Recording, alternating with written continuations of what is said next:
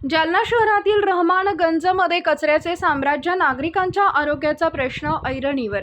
नाथबाबा मंदिर परिसरात दुर्गंधी, डास, मच्छरांचा वाढता त्रास. 2 दिवसात स्वच्छता न झाल्यास महापालिकेवर ठिय्या आंदोलनाचा इशारा.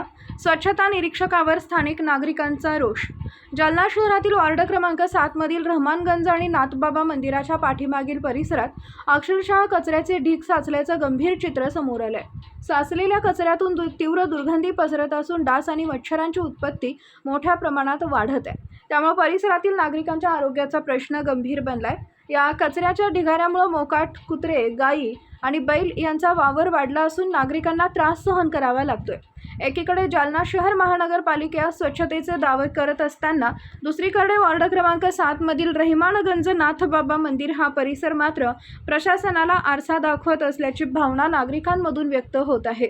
स्थानिकांच्या म्हणण्यानुसार या भागात स्वच्छता निरीक्षक आणि संबंधित कर्मचारी अनेक दिवसांपासून फिरकलेले नाहीत.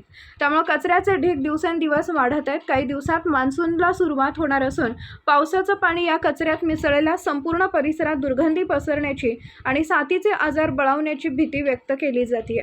या प्रकरणी नागरिकांनी प्रशासनाला स्पष्ट इशारा दिला आहे. 2 दिवसात परिसराची स्वच्छता झाली नाही तर महिला आणि पुरुष मोठ्या संख्येने महानगरपालिकेवर ठिय्या आंदोलन करतील असा इशारा रहिवाशांनी दिला.